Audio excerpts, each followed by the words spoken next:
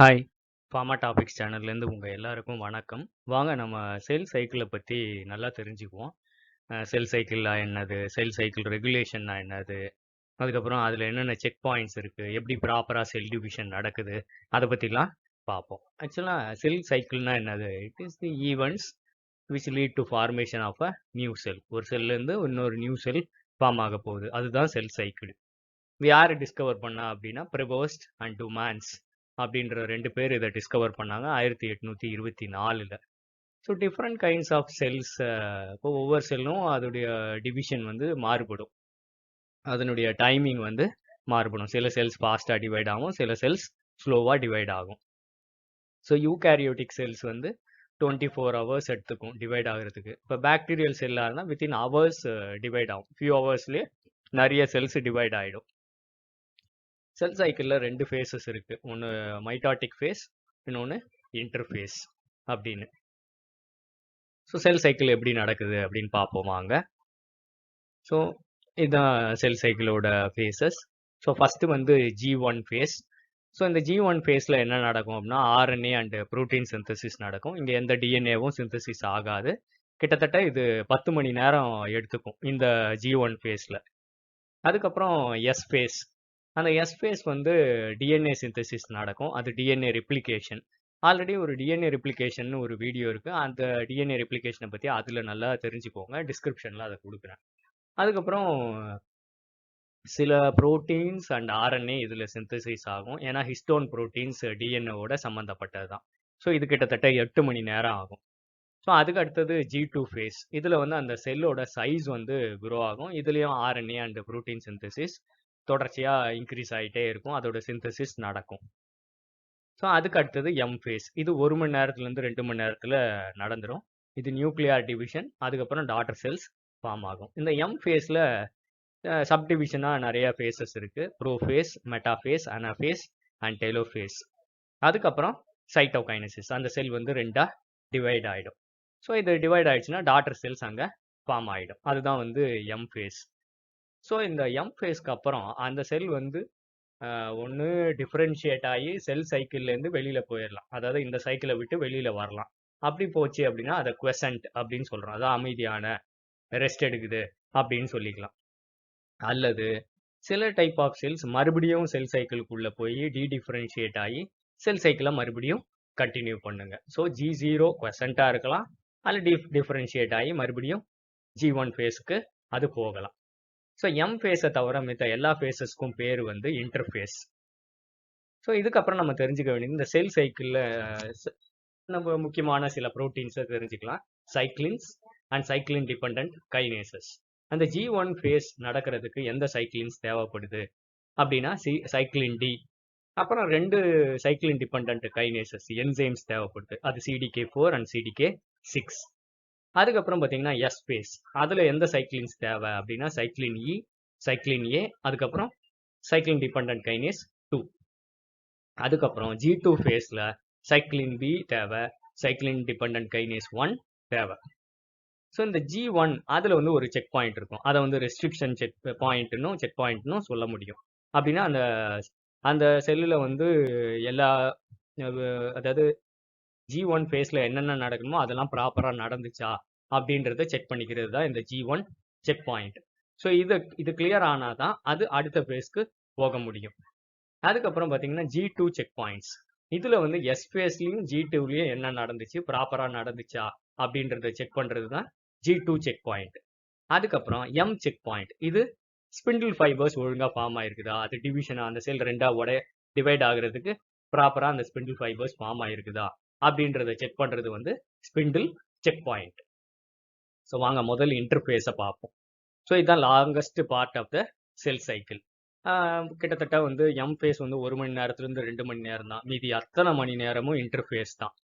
So இது வந்து preparative ஃபேஸ்னு சொல்லலாம். இதில் வந்து 3 ஃபேஸ் இருக்கு. G1, gap 1. ஜின்றது கேப் 1. அப்புறம் சிந்தட்டிக் ஃபேஸ் எஸ் ஃபேஸ், அப்புறம் gap 2 phase. So next G1 phase. இந்த G1 ஃபேஸில் என்ன நடக்குது அப்படின்னா ப்ரோட்டீன் சிந்தசிஸ் இன்க்ரீஸ் ஆகுது. என்சைம்ஸ் டிஎன்ஏ ரெப்ளிகேஷனுக்கு எந்த என்சைம்ஸ் எல்லாம் தேவையோ அதெல்லாம் இங்கே தயாராகிடுது. அப்புறம் ஹெலிகேஸ், டிஎன்ஏ பாலிமரேஸ், டோபோஐசோமரேஸ் இந்த என்சைம்ஸ் எல்லாம் சிந்தசைஸ் ஆகுது. அதுக்கப்புறம் ஆர்என்ஏ சிந்தசிஸ் இன்க்ரீஸ் ஆகுது, ஏடிபி சிந்தசிஸ் இன்க்ரீஸ் ஆகுது. அதுக்கப்புறம் நியூக்ளியோடைட்ஸ் அந்த ஏடிஜிசி, ஏயுஜிசி அதெல்லாம் இன்க்ரீஸ் ஆகுது. அப்புறம் செல் சைஸும் growthம் இன்க்ரீஸ் ஆகுது. Next G1 check point. So G1 check point அந்த ரெஸ்ட்ரிக்ஷன் செக் பாயிண்ட், அது வந்து யூகேரியோட்ஸ்ல அப்படி சொல்றாங்க. ஸ்டார்டிங் பாயிண்ட்னு சொல்றாங்க ஈஸ்ட்டை பொறுத்த வரைக்கும். Whether there is any DNA damage, டிஎன்ஏல ஏதாவது டேமேஜஸ் நடந்திருக்குதா அப்படின்றத செக் பண்ணிக்கும். அப்புறம் whether enzymes, other proteins and ATP இதெல்லாம் வந்து ப்ராப்பராக ஃபார்ம் ஆகிருக்குதா அப்படின்னு செக் பண்ணிக்கும். It also helps in activation of cyclins. அந்த சைக்ளின்ஸை வந்து ஆக்டிவேட் பண்ணுறதுக்கும் இந்த G1 செக் பாயிண்ட் தேவைப்படுது. It activate cyclin dependent kinases. அப்புறம் சைக்ளின் டிபெண்டன்ட் கைனேசஸ் அதை ஆக்டிவேட் பண்ணுறதுக்கும் காரணமாக அமையுது இந்த checkpoint. Responsible for transcription. அப்போ தான் இது எஸ் ஃபேஸ்க்கு போக முடியும். If everything is normal, the cell is committed for division. So next S phase. So இதுதான் DNA replication face.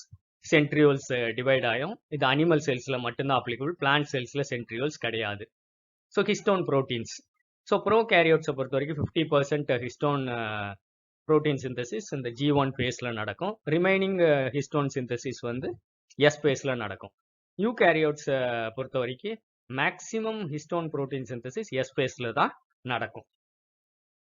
Next G2 face. So இது வந்து ப்ரோட்டீன் சிந்தசிஸ் இன்க்ரீஸ் பண்ணும். எந்த ப்ரோட்டீன் அப்படின்னா டியூபுலின். அதுதான் ஸ்பிண்டில் ஃபைபர் ஃபார்மேஷனுக்கு தேவைப்படுற ஒரு ப்ரோட்டீன். அப்புறம் பிளாஸ்மா மெம்பரேன் ப்ரோட்டீன் சிந்தசிஸ் அது இன்க்ரீஸ் ஆகும். ஏடிபி சிந்தசிஸ் இன்க்ரீஸ் ஆகும். ஆர்என்ஏ சிந்தசிஸ் இன்க்ரீஸ் ஆகும். அதுக்கப்புறம் G2 check point. So changes in S and G2 check பண்ணிக்குது. Whether DNA is proper, is there any damage to DNA, டிஎன்ஏல ஏதாவது damages இருக்கான்னா அதை சரி பண்ணணும். அதுக்கப்புறம் தான் அந்த சைக்கிள் கண்டினியூ ஆகும். Has the cell accumulated sufficient proteins, enzymes, ATP போதுமான அளவு எல்லாமே ரெடியாக இருக்குதா அப்படின்னு செக் பண்ணிக்கும். Has the cell accumulated sufficient tubulin fibres, tubulin fibres ஒழுங்காக இருக்குதா அப்படின்னு செக் பண்ணிக்கும். So main checking is for DNA replication and preparation. அந்த டிஎன்ஏ ரெப்ளிகேஷன் ஒழுங்காக நடந்திருக்குதா அப்படின்னு செக் பண்ணுறது தான் முக்கியமான check. So next M phase. So இதுதான் வந்து ஆக்சுவலாக செல்லு டிவைட் ஆகிற ஃபேஸ். இது வரைக்கும் ப்ரிப்பரேட்டரி ஃபேஸ் தான், இது dividing phase. So it is subdivided into karyokinesis. இந்த நியூக்ளியார் டிவிஷன் அதை 4ஆக பிரிச்சிடுறாங்க. Prophase, metaphase, anaphase, telophase. அதுக்கப்புறம் சைட்டோகைனசிஸ். செல்லு வந்து 2ஆக டிவைட் ஆகும். சைட்டோபிளாசம் வந்து டிவைட் ஆகிடும். ஸோ ப்ரோஃபேஸ் அது வந்து குரோமோசோம்ஸ் வந்து கண்டென்ஸ் ஆகும். அப்புறம் ப்ரோ மெட்டாஃபேஸ் மைக்ரோ டியூபியூல்ஸ் எல்லாம் வந்து அந்த குரோமோசோம்ஸோட அட்டாச் ஆகிக்கும், கைனட்டோகோர்ஸ் அங்கே. அடுத்தது மெட்டாஃபேஸ். குரோமோசோம்ஸ் அலைன் ஆகிடும், அந்த மெட்டாஃபைசியல் பிளேட்டில் அரேஞ்ச் ஆகி ஆப்போசிட்டில் வந்து போல்ஸில் வந்து அந்த சென்ட்ரியோல்ஸ் இருக்கும். அடுத்து அனாஃபேஸ். சென்ட்ரோமியர்ஸ் அந்த அட்டாச்சு குரோமோசோம்ஸை வந்து பிரித்து எடுக்கும், பாதி பாதியாக பிரித்து எடுத்து ஆப்போசிட் போல்ஸுக்கு எடுத்துகிட்டு போயிடும். அப்புறம் டெலோஃபேஸ். குரோமோசோம்ஸ் அந்த எடுத்துகிட்டு போனதை ஒரு பக்கம் ஒரு செட் ஆஃப் குரோமோசோம்ஸும் இன்னொரு பக்கம் இன்னொரு செட் ஆஃப் குரோமோசோம்ஸும் எடுத்துக்கும். So M check point. So it is also known as spindle check point. So whether the spindle fibres ப்ராப்பராக அட்டாச் ஆச்சா கைனட்டோகோர்ஸோட அப்படின்றது செக் பண்ணுறது தான் இந்த எம் செக் பாயிண்டோட வேலை. So whether the chromosomes have arranged themselves on the equatorial plate. Equatorial பிளேட்டில் கரெக்டாக அரேஞ்ச் ஆகிருக்குதா இல்லை ஏதாவது எரர்ஸ் இருக்குதா அப்படின்னு செக் பண்ணும். Next cytokinesis. ஸோ சைட்டோகைனசிஸ் அப்படின்றது அந்த அந்த பெரிய என்லார்ஜ்டு செல்லை வந்து நடுவில் வந்து கண்ட்ராக்டைல் ரிங் ஃபார்ம் ஆகி ஆக்டின் மயோசின் ஃபிலமெண்ட்ஸ் அங்கே ஃபார்ம் ஆகிடும். அதுக்கப்புறம் க்ளீவேஜ் நடக்கும், க்ளீவேஜ் ஃபரோ அப்படின்னு. அதுக்கப்புறம் 2 டாட்டர் செல்ஸ் ஃபார்ம் ஆகும். இதுதான் வந்து சைட்டோகைனஸ். நெக்ஸ்ட் வந்து G0 ஃபேஸ். இந்த G0 ஃபேஸில் என்ன நடக்கும் அப்படின்னா 2 டாட்டர் செல் அது டிஃப்ரென்ஷியேட் ஆகி ஸ்பெஷலைஸ்டாக மாறி செல் சைக்கிளை விட்டு வெளியில் வந்து ரெஸ்ட்டுக்கு போயிடலாம். அது வந்து குவெசன்ட் அப்படின்னு அர்த்தம். அல்லது அந்த 2 செல்லும் மறுபடியும் செல் டிவிஷனை கண்டினியூ பண்ணலாம். G1க்கு மறுபடியும் என்ட்ராய், அதுக்கு பேர் டி டிஃபரன்ஷியேஷன், மறுபடியும் அந்த செல் சைக்கிளை கண்டினியூ பண்ணலாம். ஸோ கண்டினியூஸாக டிவைட் ஆகிட்டே இருக்கிற செல்ஸ் எப்போ வேணா டிஃபரன்ஷியேட் ஆகி செல் சைக்கிளை விட்டு வெளியிலையும் வரலாம். இது G0 ஃபேஸ்.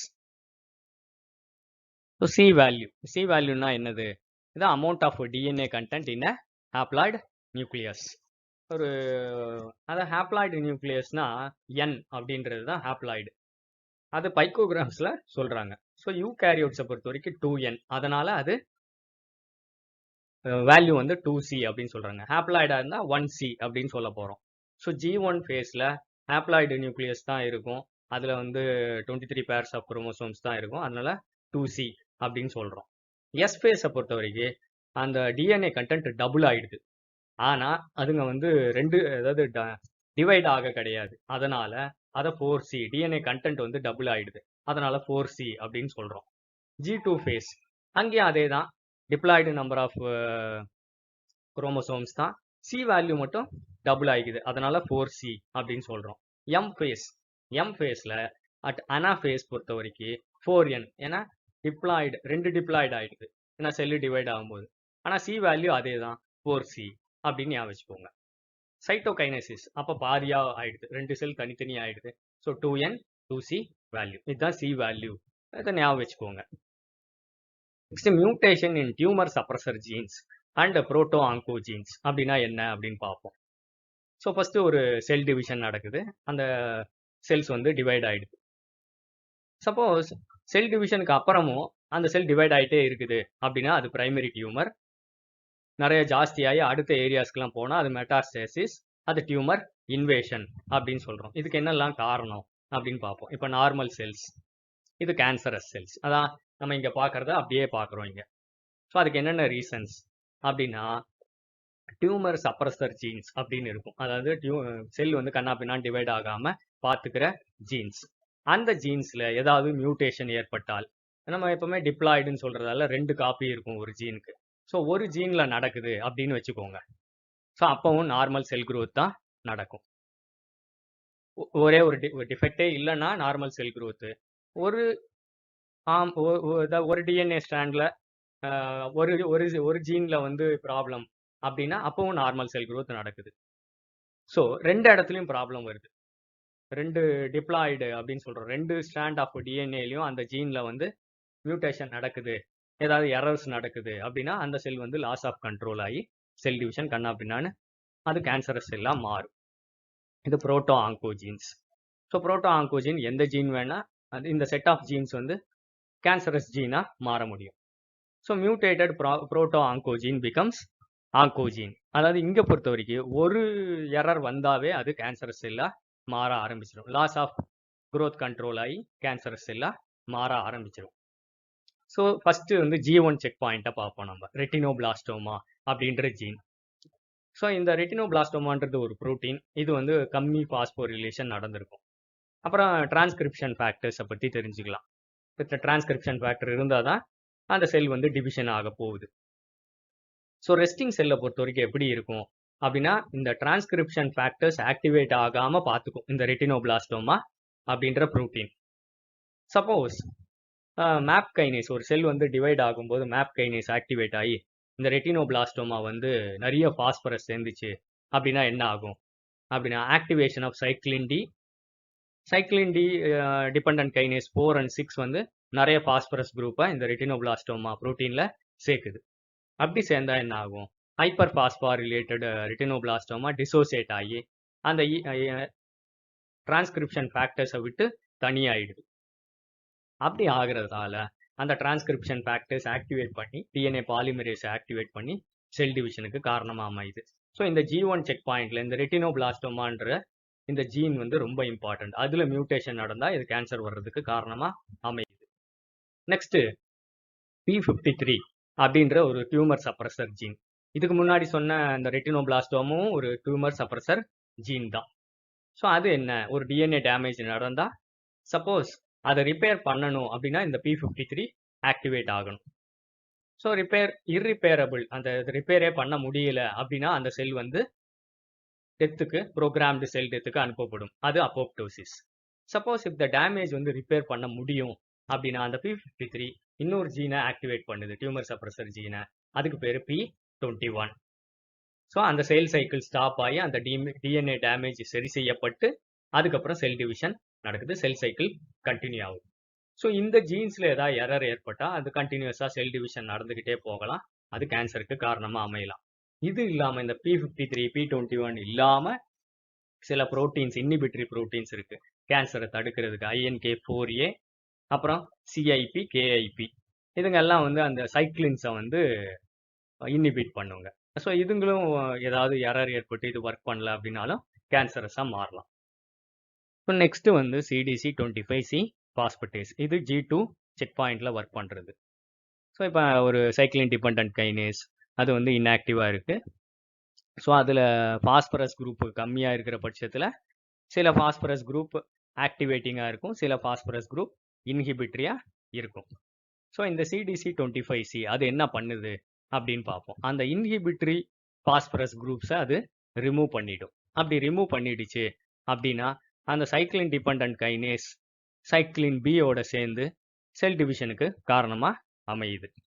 ஸோ CDC25C என்ன பண்ணுது, அந்த இன்ஹிபிட்ரி பாஸ்போரிலேஷன் அதை வந்து ரிமூவ் பண்ணிடுது. அதனால அது CDK1 கூட சேர்ந்து சைக்ளின் பி கூட சேர்ந்துக்குது.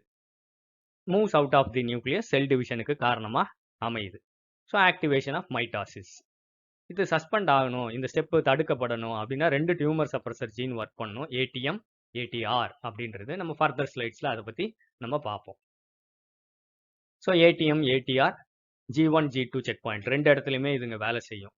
ஸோ எப்போ இதுங்க வேலை செய்யும் அப்படின்னா, இப்போ சப்போஸ் அந்த டிஎன்ஏல ஏதாவது டேமேஜஸ் இருக்குது, சிங்கிள் ஸ்ட்ராண்டோ அல்ல டபுள் ஸ்ட்ராண்ட் டேமேஜஸ் நடந்துச்சு அப்படின்னா டபுள் ஸ்ட்ராண்டட் டிஎன்ஏ பிரேக்ஸ், அப்புறம் ரெப்ளிகேஷன் ஃபோர்க்கில் ஏதாவது ப்ராப்ளம்ஸ், அப்புறம் டிஎன்ஏ மிஸ்மேட்ச், அதாவது ATGC காம்ப்ளிமெண்ட்ரியாக இல்லாத மிஸ்மேட்சஸ், அப்புறம் நியூக்ளியோடைடு டேமேஜ் ஆகிருந்தா அப்போல்லாம் இந்த ATM, ATRன்றது ஒர்க் பண்ண ஆரம்பிக்கும். இதுங்க எல்லாமே டியூமர் சப்ரஸர் ஜீன்ஸ். ஸோ அதை எதை ஆக்டிவேட் பண்ணும் அப்படின்னா 2 ப்ரோட்டீனை ஆக்டிவேட் பண்ணும், CHK1 அண்ட் CHK2. ஸோ அது என்ன பண்ணும் அப்படின்னா, ஒன்றா அந்த டிஎன்ஏ டேமேஜை சரி பண்ணும், அல்லது CDC25 பாஸ்பட்டேஸ் அதை வந்து ஆக்டிவேட் பண்ணும், அல்லது P53 ஆக்டிவேட் பண்ணும். ஸோ அந்த CDC25 ஒன்று ரிப்பேர் பண்ணி அதாலேயே ரிப்பேர் பண்ணிட முடியலாம், அல்லது CDC20 ரிப்பேர் பண்ண பிறகு CDC25 மூலியமாக சைக்ளின் டிபெண்டன்ட் கைனேசஸை ஆக்டிவேட் பண்ணலாம். அல்லது அது அந்த டேமேஜ் வந்து ரிப்பேர் பண்ண முடியல அப்படின்னா அப்போப்டோசிஸ் நடக்கிறதுக்கு P53 மூலியமாக ஆக்டிவேட் பண்ணலாம், அல்லது சின்ன டேமேஜாக இருந்தால் P21 மூலியமாக அந்த ரிப்பேரை வந்து சரி பண்ணலாம். ஸோ இதுதான் வந்து tumour suppressor jeans. So next நம்ம நிறைய டியூமர் சப்ரஸர் ஜீன்ஸ் இந்த மாதிரி இருக்குது, அதெல்லாம் என்னென்ன அப்படின்னு பார்ப்போம். First APC. இது வந்து கோலோரெக்டல் கேன்சரில் இது மியூட்டேட் ஆச்சுன்னா கோலோரெக்டல் கேன்சர் வரும். Next ARF. இது ஸ்கின் கேன்சருக்கு காரணமாக அமைகிற ஒரு tumour suppressor ஜீனோட mutation. BRCA1, BRCA1 அங்கே மியூட்டேஷன் நடந்துச்சு, இது வந்து ஒரு டியூமர் சப்ரஸர் ஜீன், அப்போ பிரெஸ்ட் கேன்சர் வரும். MSH2, MLH1 இதுங்கெல்லாம் வந்து mismatch repair gene, tumour suppressor genes. இது சரியாக ஒர்க் பண்ணலன்னா கோலோரெக்டல் கேன்சர் வரலாம். அட்ஹெரின் செல் அடிஷன் மாலிக்யூல், இது பிரெஸ்ட் கேன்சர், கொலான் கேன்சருக்கு காரணமாக அமையுது. இதில் மியூட்டேஷன் வந்தால், அதாவது இந்த ஜீன் ஒழுங்காக ஒர்க் பண்ணலன்னா. INK4A இது ஸ்கின் கேன்சர், பேங்க்ரியாட்டிக் கேன்சரில் இருக்குது.